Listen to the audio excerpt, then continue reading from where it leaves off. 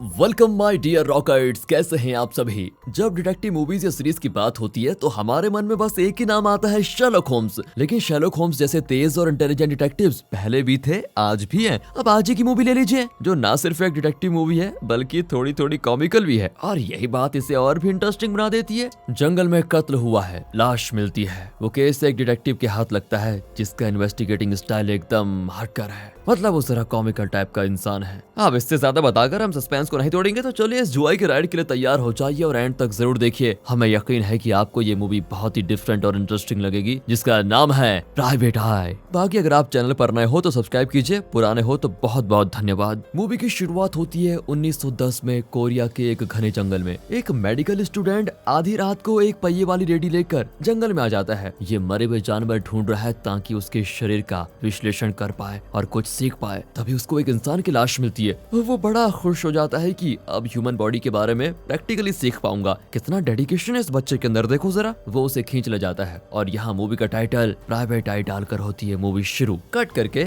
Movie के hero detective Joseph को दिखाते हैं, जो डिटेक्टिव कम और कॉमेडियन ज्यादा है। हाँ, ये टैलेंटेड जरूर है, लेकिन अपनी स्किल्स को वो पूरी तरह से यूज नहीं करता, और पैसों के लिए तो भाई कुछ भी कर सकता है। एक आदमी ने उसे अपनी वाइफ पर जासूसी करने को कहा था, तो वो एक घर की खिड़की में अपना इक्विपमेंट सेट करके देखता है। पति कहता है अब मुझे भी दिखाओ, पर अपना डिटेक्टिव कहता है कि पहले पैसा फिर एंटरटेनमेंट। वो आदमी पैसे पकड़ाकर अंदर देखता है तो आग बबूला हो जाता है। अपनी वाइफ और उसके बॉयफ्रेंड को मारने के लिए वो अंदर भागता है। तो यहाँ जोसेफ उस इक्विपमेंट को एक फ्लैशलाइट वाले कैमरे की तरह बनाकर एक शानदार शॉट लेता है, जिसमें उसका क्लाइंट अपनी पत्नी को मारने जा रहा है। बस फिर क्या था, फिर उस फोटो को लेकर वो एक न्यूज़पेपर एजेंसी को बेचकर ढेर सारे पैसे ले लेता है। देख लिया इसकी शातिरी। लेकिन ये इतने पैसे कमाना क्यों चाहता है? दरअसल उसे यूएस जाने के लिए 500 वॉन की जरूरत है। वॉन यानी कि कोरिया की करेंसी। पर ये यूएस क्यों जाना चाहता है? जोसेफ कहता है कि सुना है वहाँ कई पति पत्नियां अपने पति से छुपकर अफेयर कर लेती हैं। अगर मैं वहाँ गया तो सारे पति मेरे क्लाइंट्स बन जाएंगे और मैं माला माल।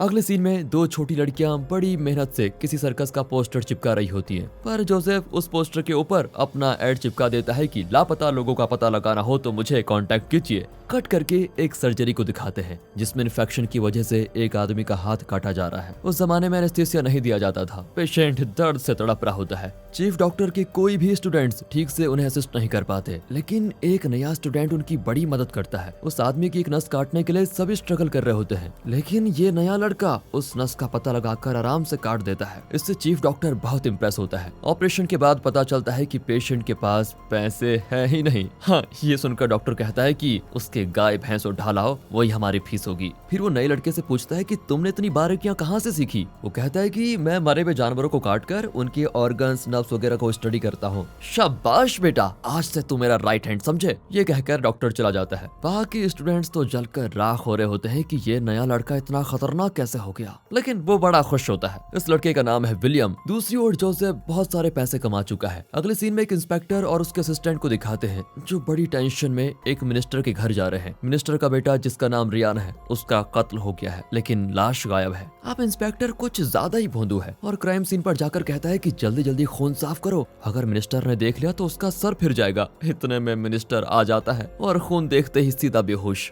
होश आने पर वो इंस्पेक्टर से कहता है कि तुम इस केस को सॉल्व कर दो, मैं तुम्हें डबल ट्रिपल प्रमोशन दिलवा दूंगा, बस केस सॉल्व कर दो। इंस्पेक्टर भी बाहर जाकर दिन में सपने देखने लगता है। फिर अपने असिस्टेंट से कहता है कि एक काम करो, इस केस को हमें अलग तरीके से इन्वेस्टिगेट करना होगा। तुम्हारे हिसाब से इस कत्ल को सबसे पहले किसने देखा होगा? असिस्टेंट इससे ज्यादा भोंदू है, कहता है सर आई नो इट, सबसे पहले तो कातिल ने देखा होगा। एम आई राइट सर? अबे चुप ओ गधे, यहाँ सीरियस बात चल रही है। तूने क्या पैसे देकर ज्वाइन किया था नौकरी? यहाँ मिनिस्टर को चेक करने के लिए वही चीफ डॉक्टर आता है और उसके साथ विलियम भी होता है। मिनिस्टर बहुत रोता है कि मैंने अपने बेटे को मिनिस्टर बनाना चाहा, लेकिन बेचारे का कत्ल हो गया। अब विलियम समझ नहीं पाता कि यहाँ कौन मर गया जो ये आदमी इतना मातम बना रहा है। सोचते सोचते वो पीछे मुड़कर फोटो को देखता है तो उससे लगता है शॉक। फोटो वाले इसी लड़के की लाश को विलियम जंगल से उठाकर घर लेके गया था। अब घबराहट में वो हाथ में रखी चीजें गिरा देता है, जिसके लिए उसे खूब डांट भी पड़ती है। हे भगवान, मुझे क्या पता था कि वो इस मिनिस्टर के बेटे रियान की लाश है। अब यहाँ रहा तो मेरी अर्थी निकलेगी। वैसे हीरो तो जोसेफ है, लेकिन विलियम का कैरेक्टर दोस्तों आपको कैसा लगा कमेंट करके बताइएगा। अब डर के मारे वो शहर छोड़ने का फैसला करता है, पर पूरे शहर में रियान के पोस्टर्स लग चुके हैं, जिसमें लिखा है कि इसके कातिल को पकड़ने वाले को 500 वॉन दिया जाएगा। टेंशन में विलियम सारे पोस्टर्स फाड़ने लग जाता है। एक जगह उस पोस्टर के नीचे जोसेफ का एड देखकर वो जोसेफ के घर चला जाता है। दरवाजा खोलते ही जोसेफ तो सब्जी मंडी वाले की तरह दाम फिक्स करने पे तुला होता है और पूछता है कि केस क्या है भाई, जल्दी बताओ और कितने पैसे मिलेंगे। विलियम भी कहता है कि एक कातिल का पता लगाना है। अब कातिल का नाम सुनते ही जोसेफ तो दरवाजा ही बंद कर देता है और कहता है नहीं नहीं, मैं छोटे मोटे केस नहीं लेता हूँ बेटा, मुझे लाइफ में रिस्क वाले केस पसंद नहीं है और चाहिए भी नहीं। जिस पतली गली से आया है ना उसी से वापस चले जाओ। पर विलियम एक छोटे से गैप से पैसे घुसाता है और कहता है मैं आपको मुंह मांगी रकम देने को तैयार हूँ। अब जोसेफ खुश होकर पैसे गिनता है तो सिर्फ 10 वॉन होते हैं। वो चिल्लाता है कि अबे ये तुम्हें मुंह मांगी रकम लगती है क्या, मुझे इतना सस्ता समझा है क्या? सर ये तो सिर्फ मेरी बात सुनने के लिए पैसे हैं, काम के तो बहुत पैसे मिलेंगे। जोसेफ भी मानकर उसके घर चला जाता है। लाश पर सिलाई कढ़ाई देखकर जोसेफ पूछता है कि ये क्या है। विलियम बताता है कि मैं एक मेडिकल स्टूडेंट हूँ और मैंने अपनी स्टडी के लिए इसके कुछ ऑर्गन्स निकाल लिए थे। वाह बेटा, तू तो बड़ा चालू निकला। ठीक है, वैसे इसका चेहरा मुझे देखा देखा सा लग रहा है। विलियम भी कह देता है कि क्यों ना हो सर, ये मिनिस्टर का बेटा है, मतलब था। ये सुनते ही जोसेफ तो निकल लेता है। कहा मैं यूएस में सेटल होना चाहता था और तू मुझे जेल में सेटल करवाना चाहता है? नो चांस, मैं करूंगा ही नहीं। अब विलियम कहता है कि एक बार सोच लीजिए, मैं आपको 500 वॉन दूंगा। हाँ, ये रकम सुनकर जोसेफ फिर रुक जाता है क्योंकि उसे यूएस जाने के लिए 500 वॉन कैसे भी करके चाहिए। अच्छा एक बात बताओ, तुम दिखने में इतने अमीर तो नहीं लगते, फिर इतने पैसे दोगे कहाँ से? विलियम भी कह देता है कि कातिल को जो पकड़ेगा उसे 500 वॉन मिलेंगे। जोसेफ फिर मुंह मोड़कर जाने लग जाता है, लेकिन बेचारा विलियम भीख मांगता है कि प्लीज सर, जाने से पहले इस नाचीज की जिंदगी के बारे में जरा सोच लीजिए, मुझे बचा लीजिए। ठीक है, ज्यादा नाटक मत कर, करता हूँ कुछ। अब इनकी पार्टनरशिप आपको पसंद आई हो तो वीडियो को लाइक ठोक दीजिए। अगले दिन विलियम जोसेफ को उस जगह लेके जाता है जहां उसे लाश मिली थी। ठीक है, अब बताओ कि लाश कहां और कैसे पड़ी हुई थी। विलियम खुद ही लाश की तरह गिर पड़ता है। इतनी ओवर एक्टिंग मत कर भाई, तुझे ऑस्कर नहीं मिलेगा। हाँ, अपने हीरो का दिमाग भी बहुत तेज है। वो समझ जाता है कि यहाँ खून के निशान नहीं है, मतलब खून कहीं और हुआ और लाश को यहाँ फेंक दिया गया था। देख राजा, केस सॉल्व हो गया है। जो कातिल था वो यहाँ पहिए वाली रेडी में एक लाश को लाया था।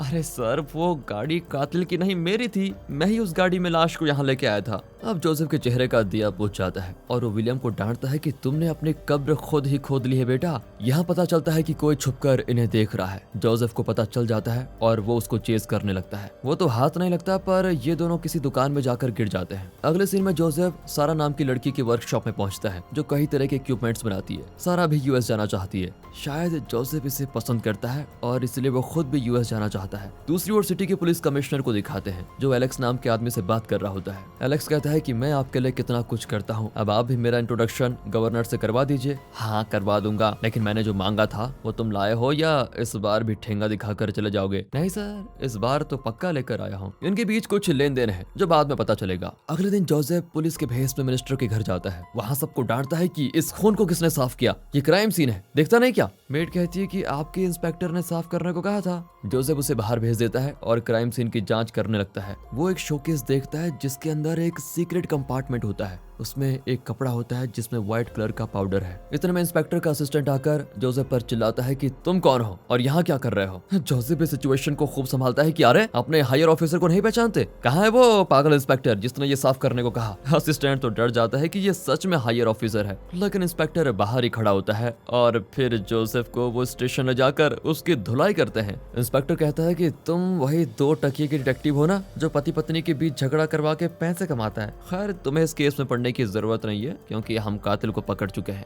दरअसल इन लोगों ने एक बेचारे पागल को कातिल समझकर पकड़ लिया और उसे अंधाधुंध पीट भी रहे होते हैं। पुलिस का इंटेलिजेंस देखकर जोसेफ फूट फूट कर हंसने लगता है। फिर इंस्पेक्टर गुस्से में सभी को मारकर भगा देता है। अब जोसेफ विलियम के घर जाता है। हाँ गुरु, लगता है आज कुछ ज्यादा ही मार पड़ी है आपको। गलती तूने की और भुगत मैं रहा हूँ, लेकिन सुन ले चेले, इस बार मुझे एक जबरदस्त क्लू मिला है। ये कहकर वो अपनी पैंट के अंदर हाथ घुसाता है। गुरु, ये भी कोई क्लू रखने की जगह है? छी। इतने में जोसेफ उसके मुंह पे क्लू फेंक कर कहता है कि ले तू भी चेक करके बता। विलियम अजीब सा मुंह बनाकर चेक करने लगता है। अगले सीन में जोसेफ मुंह में नूडल्स दबा रहा होता है। विलियम कहता है कि यार मेरी जान पे जान बनी है और आपको खाने की पड़ी है, ये लो अपना क्लू, ये तो अफीम है, एक खतरनाक नशीला पदार्थ। फिर जोसेफ और विलियम भेस बदलकर एक इलीगल क्लब में जाते हैं जिसे लोग अफीम हाउस कहते हैं। एंट्रेंस पर पासवर्ड मांगते हैं तो विलियम कहता है हमें बॉन्ग ने भेजा है। बॉन्ग का नाम सुनते ही वे दोनों को अंदर भेज देते हैं। यहाँ हर तरह की लीगल एक्टिविटीज होती है। वहाँ का ओनर पूछता है क्या सच में तुम्हें बॉन्ग ने भेजा है, पर वो तो 3 महीने पहले ही नर्कसदार हो गया था। क्या बात कर रहे हैं सर, कल ही तो हम पुलिया के नीचे उससे मिले थे। अच्छा बच्चू, तो बॉन्ग से ही पूछ लेता हूँ मैं। ये कहकर वो बॉन्ग को बुलाता है। तब बॉन्ग वहाँ पर आ जाता है और वो तो इन्हें जानता भी नहीं। अब वहाँ के लोग इन दोनों को घेर लेते हैं। गुरु, क्या आपको लड़ना आता है? थोड़ा बहुत तो आता है चले। ये कहकर दोनों अपने अपने कॉमिक अंदाज में मारपीट करके सभी को बेहोश कर देते हैं। आखिर वे ओनर को लटका कर पूछते हैं कि सच बताओ, तुम रियान के बारे में क्या जानते हो? वो नहीं बताता तो जोसेफ उसके नशीले पदार्थों का स्टॉक हवा में उड़ाने लगता है। तो अब जाकर वो मुंह खोलता है कि रियान नशीले पदार्थों का आदी था, रोज यहाँ कर खूब नशा करके चला जाता था। 4 दिन पहले मैंने उसे देखा था, लेकिन नशा करके वो घर नहीं बल्कि डूपंग नाम की एक जगह पर गया। बस मैं इतना ही जानता हूँ। अब जोसेफ और विलियम तुरंत डूपंग जाते हैं, पर वहाँ एक खाली ग्राउंड के अलावा कुछ नहीं होता। यहाँ कमिश्नर खून के दाग वाले एक कपड़े को काट रहा होता है। ये जरूर कोई गलत काम कर रहा है। तभी दरवाजे पे कोई आता है। कमिश्नर दरवाजा खोलता है तो वहाँ एलेक्स खड़ा होता है, जो कमिश्नर के लिए लड़कियों को लेके आता है। वो अचानक चाकू निकालकर कमिश्नर के पेट में घुसा देता है। कमिश्नर तड़पते हुए पूछता है कि तुमने ऐसा क्यों किया? कट करके दिखाते हैं कि जंगल में जिस स्पॉट पर रियान की लाश थी, उसी जगह पर अब कमिश्नर की लाश पड़ी होती है। न्यूज़पेपर में छप जाता है कि अगर पुलिस कमिश्नर की ये हालत हो सकती है तो आम जनता का क्या होगा। मिनिस्टर इंस्पेक्टर पर बरस पड़ता है कि पहले मेरा बेटा और अब कमिश्नर मारा गया। तुम प्रमोशन तो भूल जाओ, और अगर जल्दी कातिल को नहीं पकड़ा तो तुम्हारी नौकरी पक्का जाएगी। अगले सीन में इंस्पेक्टर एलेक्स से मिलने जाता है और पूछता है कि मैंने तुम्हें रियान से मिलवाया, फिर उसका कत्ल हो गया, फिर कमिश्नर से मिलवाया, अब उसका भी वही हाल हुआ है। सच बताओ, क्या तुमने उन दोनों को मारा है? एलेक्स कहता है कि आप मुझे कई लोगों से मिलवा चुके हैं, तो क्या वो सब मर रहे हैं? नहीं ना, रियान और कमिश्नर के कई दुश्मन होंगे, उन्हीं में से किसी ने उन्हें मारा होगा।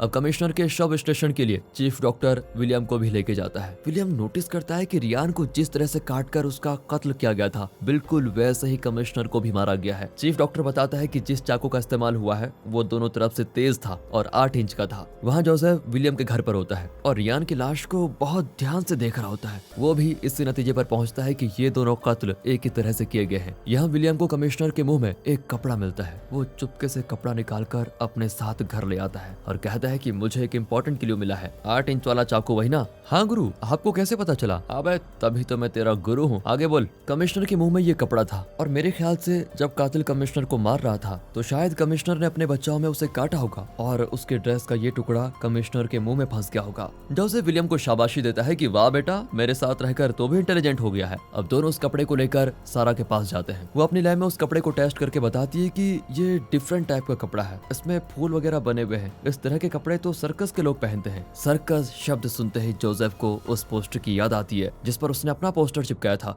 वो तुरंत वहां जाकर अपना पोस्टर निकालता है तो उस सर्कस का पोस्टर देखता है जो डूपंग में होने जा रहा है। रियान भी इसी जगह पर गया था। वे फिर वहां जाकर पता लगाते हैं कि वहां सर्कस हुआ करता था। अब जोसेफ को पता चल चुका है कि रियान का डूपंग जाना, वहां सर्कस का लगना और उस सर्कस का ड्रेस कमिश्नर के मुंह में पाया जाना, ये सब कहीं ना कहीं कनेक्ट हो रहा है। बस उस लिंक का पता लग जाए तो ये केस सॉल्व हो जाएगा। अब वो सर्कस दूसरी जगह लगा होता है तो वो दोनों वहां जाते हैं और वहां स्टेज पर आता है एलेक्स। वो इस सर्कस में ह्यूमन टारगेट पर चाकू फेंक कर करतब दिखाता है। वो ऑडियंस से पूछता है कि कौन दिलेर मेरे चाकू का टारगेट बनना चाहता है। इस पर जोसेफ अपना हाथ उठाता है, लेकिन जब पता चलता है कि एलेक्स अपनी आंखों पर कपड़ा बांधकर तब चाकू फेंकेगा तो जोसेफ गिड़गिड़ाने लगता है। लेकिन वो एक समझदारी का काम भी करता है। वो कहता है कि अगर मैं आखिर तक यहाँ जिंदा खड़ा रहा तो मेरी दिलेरी के लिए तुम्हें एक गिफ्ट देना होगा। मुझे तुम्हारा एक चाकू चाहिए। एलेक्स मान जाता है और अंत में जोसेफ पर चाकू न लगने की वजह से एलेक्स उसे अपना चाकू गिफ्ट दे देता है। अगले सीन में जोसेफ रियान के पेट में एक फनल घुसाता है जहाँ उसे चाकू लगा था। फिर उसमें मोम डालकर कुछ देर के बाद बाहर निकालता है तो ठंडा मोम एक चाकू की शेप में निकलता है और इस मोम के चाकू को एलेक्स के चाकू से कंपेयर किया जाता है। दोनों हूबहू मैच करते हैं।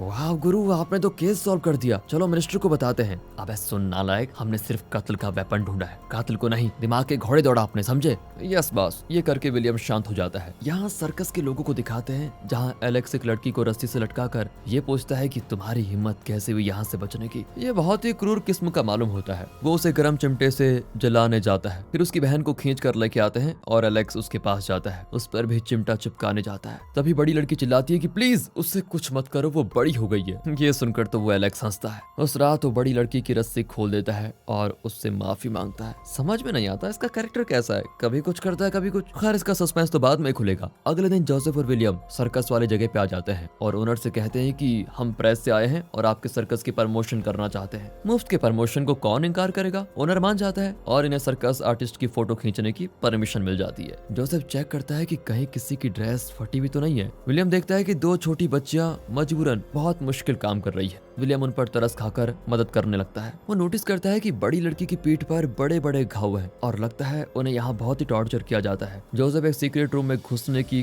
कोशिश करता है लेकिन ओनर उसको रोक देता है और बताता है कि ये रिंग मास्टर का कमरा है, यहाँ हर किसी को अलाउ नहीं है। फिर जोसेफ सारा को एक लेटर भेजता है कि तुम्हारा गैस सही था, इसमें सर्कस का कोई ना कोई कनेक्शन तो जरूर लग रहा है। मुझे रिंग मास्टर पे शक है। वो कभी बच्चों के साथ बुरा बिहेव करता है तो कभी प्यार से बात करता है। अगर तुम पता लगा सको कि इस शहर में इस सर्कस के बारे में और रिंग मास्टर के बारे में कैसी अफवाहें फैली हुई है तो मेरे लिए वो इन्फॉर्मेशन यूजफुल रहेगी। सारा तुरंत काम पे लग जाती है। वो उन जगहों पे जाती है जहाँ बड़े घर के लोग मिलते हैं। उनके बीच हो रही गपशप को वो सुनने लग जाती है। कट करके इंस्पेक्टर को दिखाते हैं जो एलेक्स को बताता है कि मिनिस्टर ने उसे 2 दिन का टाइम दिया है। अगर तब तक कातिल और रियान की लाश का पता नहीं चला तो मेरी नौकरी चली जाएगी। इन दोनों के बीच कोई डीलिंग चल रही है। अब एलेक्स कहीं से एक लाश उठा लाता है और उसे कुछ केमिकल्स की मदद से ऐसे सेट करता है कि मानो वो रियान की लाश है और इतने दिनों में सड़ चुकी है। इंस्पेक्टर एक गरीब आदमी से मिलता है जो अपने हाथ के ऑपरेशन के लिए चीफ डॉक्टर को फीस नहीं दे पाया था। इंस्पेक्टर उसे कत्ल का इल्जाम अपने सर लेने को कहता है और प्रॉमिस करता है कि तुम्हारी फैमिली को मैं पैसे दूंगा। वो बेचारा भी पैसों के लिए मान जाता है।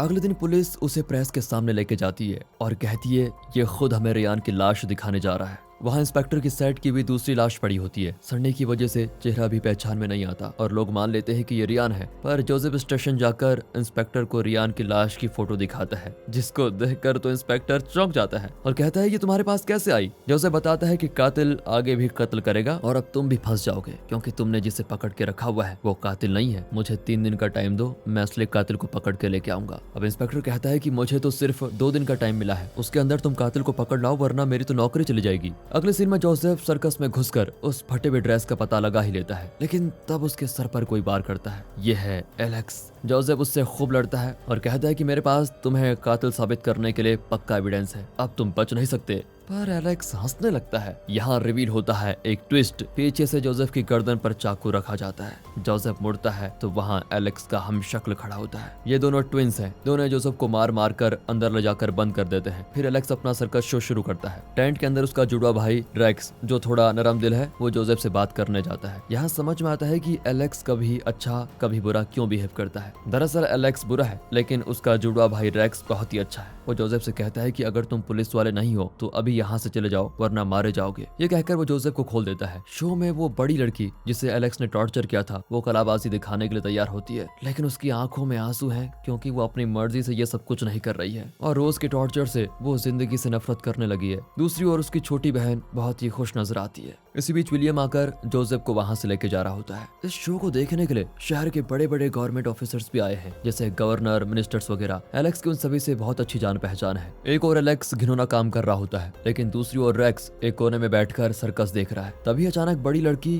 कलाबाजी दिखाने के बजाय अपना हाथ छोड़कर नीचे गिरकर खुदकुशी कर लेती है। उसके साथ न जाने क्या हो रहा था और वो अब जीना नहीं चाहती थी। ये देखकर वहाँ के सरकारी लोग निकलने लग जाते हैं वरना प्रेस उन पर सवाल उठाएगी। नीचे रेक्स उस लड़की को उठाकर बहुत रोता है और गुस्से में वो अपने भाई को ही पीटने लगता है कि मेरी बेटी जैसी थी लेकिन तुमने उसकी जान ले ली। पर उस लड़की की सांस चल रही होती है तो वो उसके गले में ट्यूब घुसाकर सांस लेने में मदद करता है। एलेक्स और रेक्स की लड़ाई में एक मारा जाता है। इंस्पेक्टर वहाँ पर आता है तो जिंदा आदमी खुद को एलेक्स बताता है और कहता है कि ये मेरा भाई रेक्स है और यही खून कर रहा था। अब वो मर चुका है इसलिए तुम अपना केस क्लोज कर लो। इंस्पेक्टर जोसेफ को बताता है कि अब तुम इस केस में दखल मत दो, रेक्स एक खूनी था। ये कहकर वो जोसेफ के पॉकेट में थोड़े पैसे घुसाकर चला जाता है। विलियम उस लड़की को चीफ डॉक्टर के पास लेके जाता है पर चीफ डॉक्टर बिना पैसे के कुछ नहीं करता। विलियम उस पर चिल्लाता है कि तुम डॉक्टर नहीं कुछ और ही हो, मैं खुद ही उसे बचा लूंगा। हाँ, ये कहकर वो लड़की का ट्रीटमेंट करने लगता है। अब जोसेफ को यहाँ पर कोई काम नहीं है और वो यूएस जाने के लिए तैयार हो जाता है। वो सारा से मिलने जाता है तो वो एक सस्पेंस रिवील करती है। उसने जिन लोगों की गॉसिप सुनी थी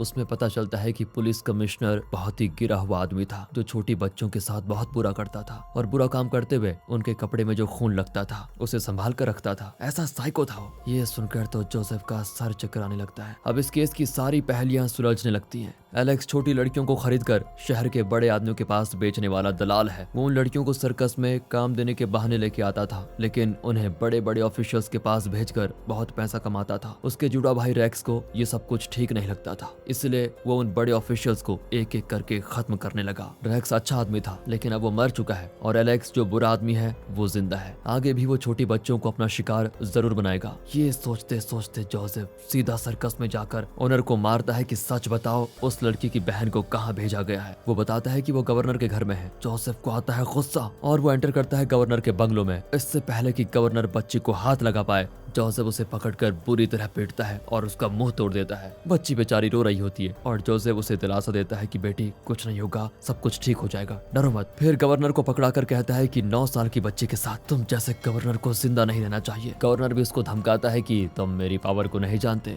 जोसेफ कहता है कि मुझे मर्दों की पावर जानने की जरूरत नहीं है। ये कहकर जोसेफ अपनी गन निकालकर उसे शूट कर देता है। अगले सीन में जोसेफ, सारा और विलियम ये डिस्कस करते हैं कि इस शहर के सारे बड़े ऑफिशियल्स नीच निकले और फिलहाल सबका खात्मा हो चुका है। यहाँ के लोगों को सिर्फ एक कहानी की जरूरत है और वो कहानी हम उन्हें सुनाएंगे। इस पर तो विलियम स्माइल करता है। दूसरी ओर जोसेफ उस बच्ची को बचाकर वापस सर्कस में छोड़ देता है। उसे खून से लथपथ देखकर एलेक्स चौंक जाता है और तुरंत गवर्नर के घर जाता है। उसे डर है कि कहीं गवर्नर को कुछ हो ना गया हो। इसी बीच विलियम और सारा गवर्नर की लाश को उसी तरह तैयार करते हैं जिस तरह पिछली 2 लाशें पाई गई थी। शरीर पर उस तरह के घाव वगैरह सेट करते हैं। फिर जोसेफ जाकर इंस्पेक्टर को बताता है कि आपको धोखा हुआ है। जो मरा था वो रैक्स नहीं एलेक्स था और रैक्स एलेक्स बनकर आपको धोखा दे रहा है। अब इंस्पेक्टर पूछता है कि तुम्हारे पास इसका क्या सबूत है। जोसेफ कहता है कि पिछले 2 कत्लों की तरह उसी मेथड से गवर्नर का भी कत्ल हो गया है, आप जाकर देख लीजिए। अब पुलिस तुरंत गवर्नर के घर पहुंचती है, लेकिन इस बात से बेखबर एलेक्स गवर्नर के घर जाकर देखता है तो गवर्नर मरा पड़ा होता है। एलेक्स चौंक जाता है कि रैक्स तो मर गया, फिर उसी स्टाइल में गवर्नर को किसने मार डाला। तभी पुलिस वहां पर पहुंचती है।